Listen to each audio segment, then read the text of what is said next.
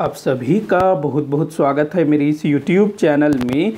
छत्तीसगढ़ सामान्य अध्ययन से संबंधित 10 महत्वपूर्ण प्रश्नों पर रोज हम लोग डिस्कस करते हैं, जो कि आपकी CGPSC और CG व्यापम की परीक्षाओं के लिए काफ़ी इंपॉर्टेंट हो सकता है। सीधे हम लोग क्वेश्चन पर आ जाते हैं।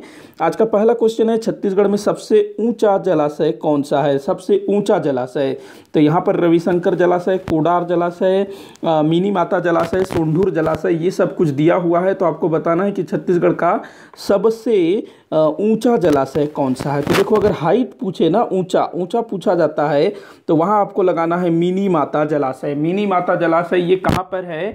तो ये आपके जो हसदो नदी में, कोरबा में बना हुआ है ना, हसदेव बांगो परियोजना, तो वो जो है सबसे ऊंचा है। वहीं अगर सबसे बड़ा पूछा जाता है, सबसे बड़ा जलाशय, तो वो होगा रविशंकर जलाशय। सबसे बड़ा रविशंकर जलाशय, सबसे ऊंचा मिनी माता जलाशय। इसको ध्यान में रखेंगे, कंफ्यूज नहीं होना। छत्तीसगढ़ का छत्तीसगढ़ का सुपर थर्मल पावर स्टेशन कहाँ स्थित है? तो छत्तीसगढ़ का सुपर थर्मल पावर स्टेशन जहाँ पर बिजली बनता है, कहाँ पर बिजली बनता है हमारे छत्तीसगढ़ में सबसे ज़्यादा? तो कोरबा में बनता है। तो सुपर थर्मल पावर स्टेशन कहाँ पर है भाई? कोरबा में है। अगला क्वेश्चन है, छत्तीसगढ़ के भूगर्भीय संरचना में किन दो सेल समूह का वितरण सबसे अधिक है? तो छत्तीसगढ़ के भूगर्भीय संरचना में सबसे ज़्यादा किस सेल समूह का वितरण है, ये आप लोगों को बताना है। तो इसका जो आंसर होगा वो है आर्कियन और कडप्पा। देखो, जो आर्कियन है ना, ये जमीन के काफ़ी अंदर है, काफ़ी नीचे है आर्कियन सेल समूह, और जो कडप्पा है, गोंडवाना है, धारवाड़ है, ये ऊपर है। तो अगर आपको एक पूछने को बोले तो वहाँ आप आर्कियन लगाना, दो पूछे तो आप वहाँ लगाएंगे कडप्पा और आर्कियन सेल समूह। तो हमारे यहाँ टोटल जो है आर्कियन सबसे ज़्यादा, उसके बाद कडप्पा, फिर गोंडवाना, धारवाड़, दक्कन ट्रैप, ये सब जो है पाया जाता है सेल समूह में। अगले क्वेश्चन की ओर चलते हैं। अगला क्वेश्चन है, कथन दिया हुआ है, छत्तीसगढ़ को धान का कटोरा कहा जाता है। पिछले वाले वीडियो में शायद मैंने कोई क्वेश्चन लिया था ना धान का कटोरा से। तो छत्तीसगढ़ को धान का कटोरा कहा जाता है, कथन बोल रहा है। कारण दिया हुआ है, यहाँ धान की उपज भारत के अन्य राज्यों से अधिक है। तो आप लोग बताइए भाई क्या होगा इसका आंसर? तो मैंने बताया था पिछले वाले वीडियो में कि हमारा जो छत्तीसगढ़ है धान का कटोरा कहलाता है। क्यों कहलाता है ये मैंने बताया था। लेकिन हमारे छत्तीसगढ़ में धान का जो उत्पादन है अन्य राज्यों की तुलना में उतना अधिक नहीं होता है। तो यहाँ पर जो कथन है वो बिल्कुल सही है, लेकिन कारण यहाँ गलत है। तो कथन सही है, कारण गलत है। तो ये आपका आंसर हो जाएगा स। आगे बढ़े। अगला क्वेश्चन है, छत्तीसगढ़ की मैकल श्रेणी की पहाड़ियों में सबसे ऊंची चोटी है। तो छत्तीसगढ़ की मैकल श्रेणी में सबसे ऊंची पहाड़ी कौन सी है? पर्वत चोटी। ये काफ़ी बार पूछा गया है, बहुत बार। बदरगढ़। कौन है? बदरगढ़। इसकी ऊंचाई है 1176 मीटर।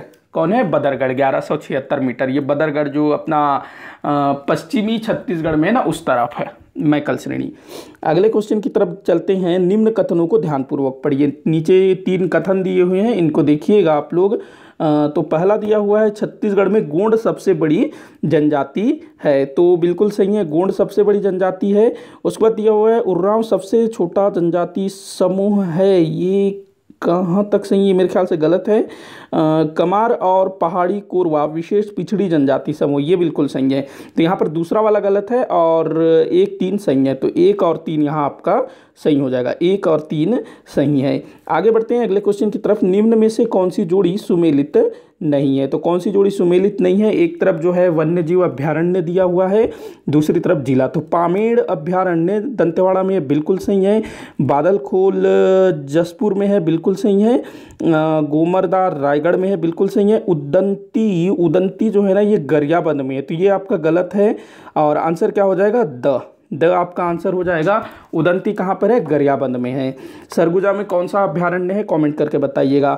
छत्तीसगढ़ में जंगली भैंसे की प्रजाति कहाँ पाई जाती है? छत्तीसगढ़ में जंगली भैंसे की प्रजाति कहाँ पाई जाती है, ये आपको बताना है। तो देखो, छत्तीसगढ़ में जंगली भैंसे की प्रजाति, ये तो भैया बहुत आसान क्वेश्चन है, ये मैंने CGPSC में उठाया है। तो इस तरह से एकदम से सरल क्वेश्चन भी पूछा जाता है, जिसमें आप एकदम मतलब ज़्यादा सोचने समझने की जरूरत नहीं है। टिक करो, आगे बढ़ो। तो देखो, यहाँ सतपुड़ा पता है, बांधवगढ़ पता है, कान्हा पता है कि ये जो है हमारे छत्तीसगढ़ में है ही नहीं। तो भाई इंद्रावती एक यही बच जाता है, तो यही आपका आंसर होगा, इंद्रावती राष्ट्रीय उद्यान।